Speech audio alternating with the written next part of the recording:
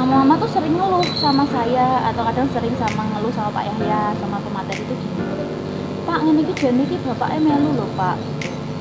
Jadi sampai kadang itu ada nggak sinkron di keluarga itu antara ayah sama bunda.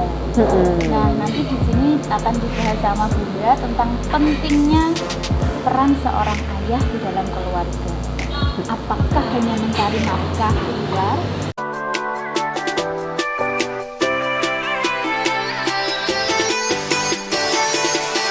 Jangan lupa di subscribe, enjoy.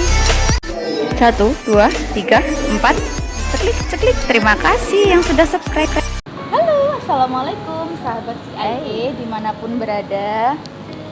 Sahabat Paut Arido dimanapun berada, ayah bunda semoga sehat dan bahagia selalu mendampingi anak-anak kita. Kembali lagi nih sama bunda kita, Bunda Leha. Halo semuanya, ayah bunda dimanapun berada dan juga anak-anak hebat Indonesia. Kali ini tuh sebenarnya ada judul banyak banget dan bunda udah bilang kalau Bu Is yang pas feelnya yang mana. Saya tuh ingat pernah ada pertanyaan mama-mama tuh begini, pas parenting di Arido seperti itu kan banyak sekali yang datang mesti mama-mama nih Bun. Mama-mama tuh sering ngeluh sama saya atau kadang sering sama ngeluh sama Pak Yahya sama pemateri itu gini, Pak ngene iki jan iki bapaknya melu loh Pak. Jadi sampai kadang itu ada nggak sinkron di keluarga itu antara ayah sama bunda. Nah nanti di sini akan dibahas sama bunda tentang pentingnya peran seorang ayah di dalam keluarga. Apakah hanya mencari nafkah keluar sebagai bentuk tanggung jawab di keluarga untuk membeli kebutuhan lauk pauk yang seperti itu, ataukah bagaimana? Apakah ayah harus juga ikut menemani dan mendampingi anak-anak di rumah? Itu seperti apa? Nanti kita lanjut cekidot bareng Bunda Leha ya. Sebelum lanjut menonton video ini, jangan lupa subscribe, tekan loncengnya, like, comment, and share. Selamat menonton. Peran seorang ayah di dalam keluarga, Bun. Oke, halo semuanya, ayah bunda dimanapun berada. Kembali lagi bersama saya Bunda Leha dan juga Bu Is. Kali ini bahasan kita adalah tentang pentingnya peran ayah dalam tumbuh kembang anak. Peran ayah itu sejauh mana sih untuk pertumbuhan anak dan apa dampaknya ketika kurang adanya, pengaruhnya apa dan dampaknya seperti apa ketika seorang ayah itu kurang berperan dalam pengasuhan atau perkembangan anak-anak kita.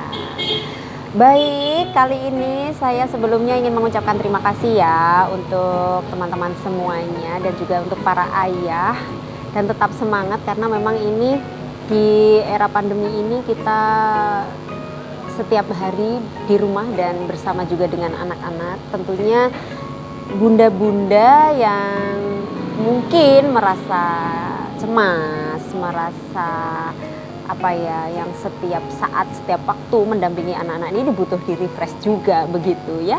Jadi peran ayah adalah yang pertama memang mencari nafkah, memenuhi kebutuhan kita secara jasmani dan rohani yang pastinya. Yang kedua adalah berperan aktif di dalam perkembangan dan pertumbuhan anak-anak kita. Karena apa? Sosok seorang ayah adalah sosok yang sangat istilahnya berperan di dalam bagaimana anak-anak kita itu nanti perkembangannya di masa mendatang seperti itu. Kalau saat ini banyak ayah mungkin yang ada di luar ya, yang bekerja di luar, yang jarang pulang seperti itu. Jadi diharapkan semua ayah bisa berperan, misalnya bisa say hello by video call atau sering menelpon, sering menanyakan kabar, dan juga pada saat sudah bertemu dengan anak-anak di rumah bisa memberikan quality time, bukan memanjakan tapi memberikan quality time. Karena beda, memanjakan sama memberi quality time itu berbeda. Kalau memanjakan itu semua kemauan anak diberikan tanpa syarat. Tapi kalau kita itu quality time, kita akan memberikan pemahaman dan rasa nyaman. Dan itu pun tanpa syarat, seperti itu. Dan berikutnya adalah peran ayah adalah dalam pertumbuhan anak-anak, khususnya ini adalah anak-anak perempuan.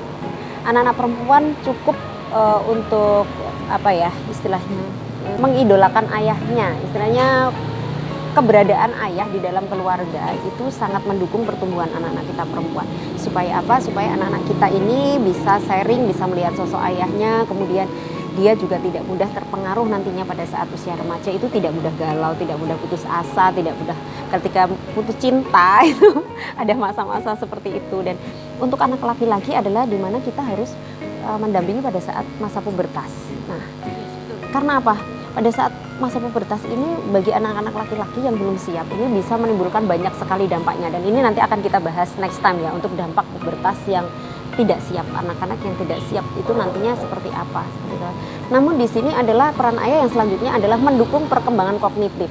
Ini penting banget, mendukung perkembangan kognitif. Jadi kalau selama ini yang dilakukan oleh para ayah adalah ya sudahlah, pokoknya belajar sama ibu, sekolah sama ibu, mandi sama ibu. Nah, sentuhan-sentuhan ayah itu adalah bisa merangsang saraf-sarafnya, saraf-saraf anak-anak kita, memberi rasa nyaman sehingga anak-anak kita itu bisa bertumbuh dan berkembang dengan baik, seperti itu. Nah, selanjutnya adalah peran ayah itu adalah 2 kali lebih besar kemungkinannya itu bisa menyebabkan anak-anak kita itu lebih percaya diri karena dia memiliki sosok yang bisa diidolakan, kemudian mengajarkan kedisiplinan, jadi ayah itu bukan berperan sebagai apa ya, satpam yang ditakut-takuti ya, yuk kalau kamu nggak nurut, nanti kalau nggak nurut nanti dimarahin ayah, kalau nggak ini nggak seperti itu. Tapi hadirkan sosok ayah ini untuk menjadi partner untuk anak-anak kita. Jadi memang benar-benar kita itu sosok ayah ini sumber kekuatan di dalam, betul ya, seperti itu. Jadi tidak hanya sekedar ya wes lah, pokoknya nek anakku gak nurut tak kandano ayah ya. Tidak seperti itu. Tapi ada hal-hal penting yang harus kita cermati, bahwa kita pun sebagai seorang ibu, seorang ibu harus memahami itu, harus memahamkan anaknya bahwa tentang ayah. Iya, tentang ayah.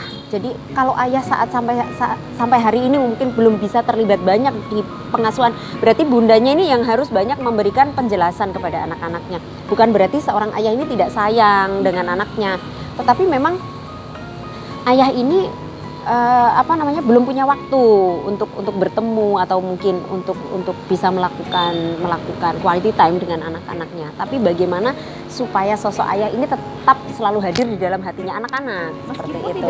Meskipun tidak ada di rumah gitu.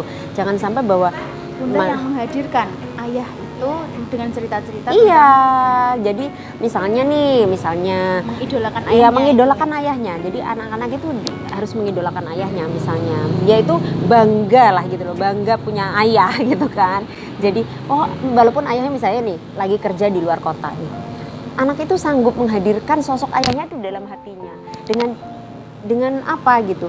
Ya dia dengan cara dia akan mengingatnya. Terus misalnya mau berangkat sekolah bisa video call ayahnya, atau mungkin sekedar WA kayak gitu.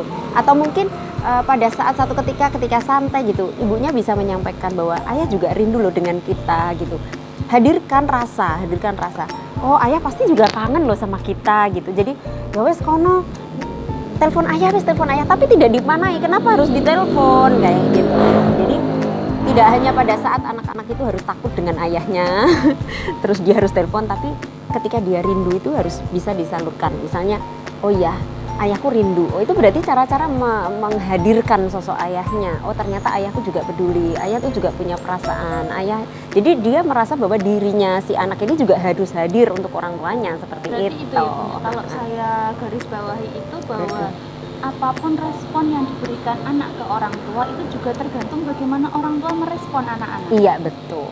Jadi kalau orang tua ayah bundanya peduli, terus menyayangi, dia juga akan tumbuh jadi anak yang peduli dan penyayang seperti itu. Iya, dan pesan khusus untuk ayah, kalau memang pada dasarnya seorang ayah itu jarang bisa, maksudnya ngobrol banyak gitu kan, jarang. Tapi nggak jarang juga, pasti masih ada banyak juga ayah yang speak up, yang maksudnya bisa mengimbangi putra-putrinya gitu. Nah, karena memang pada dasarnya ayah itu tidak diciptakan untuk banyak ngomong. Untuk banyak ngomong. Nah, ini terkadang akhirnya semua peran itu diambil oleh ibu kan gitu, diambil oleh ibu. Jadi kita harus berbagi peran, intinya gitu. Jadi kalau kita mau berbicara lebih spesifik lagi, kita harus membuat kesepakatan ya di awal kita menikah itu. Jadi kita pola pengasuhannya nanti bagaimana? Kalau kita jarak jauh tuh nanti seperti apa? Kalau kita itu misalnya anak-anak kita nanti melakukan kesalahan, apa yang harus kita lakukan? Terus pola untuk menuju anak-anak kita untuk menjadi anak yang baik itu pola mana yang kita pilih kayak gitu, pola apa, kemudian anak itu boleh melakukan apa dan tidak boleh melakukan apa, jika anak-anak melakukan kesalahan apa yang harus kita lakukan kayak gitu. Jadi pentingnya komunikasi awal saat menikah pertama iya, kali betul. itu bagaimana visi misi keluarga, Visi misi keluarga, kita akan mendidik anak-anak kita tuh bagaimana itu harus dikomunikasikan di awal iya. oleh istri dan suami ya? Iya, karena kalau seorang ibu itu bisa langsung otomatis karena mendampingi anaknya terus kan. Nah itu pun juga masih harus terus belajar gitu.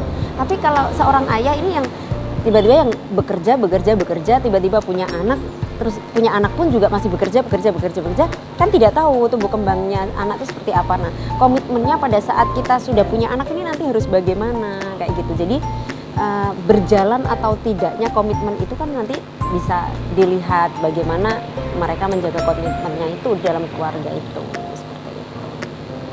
Ya, Terima kasih, seperti Bun. itu. Wah, bermanfaat sekali ya. Tidak ada keluarga yang sempurna. Iya, benar. Tapi masih sangat banyak waktu kita untuk memperbaiki semuanya. Dan kuncinya kita harus menerima dan mau saling memperbaiki diri. Iya, betul. Antara pasangan. Kalau ayah mungkin ada ayah lupa atau ada kekhilafan gitu ya dimaafkan, Iya. diingatkan dengan baik dan rasa cinta tentunya. Enggak boleh ya ayah pulang kerja langsung ditodongi masalah, itu juga Iya. ayah harus beberes dulu, harus menyegarkan badan dulu. Iya. Ada satu teori Bu Is yang menyampaikan bahwa ayah ini sangat mempengaruhi tumbuh kembang emosional anak, pertumbuhan dan perkembangan emosional anak. Dan juga ada juga untuk mempengaruhi standar anak dalam berhubungan dengan orang lain, interaksi sosial. Nah, itu juga peran ayah sangat penting untuk di sana itu. Dan kemudian peran ayah itu sangat penting lagi saya garis bawahi adalah untuk anak perempuan.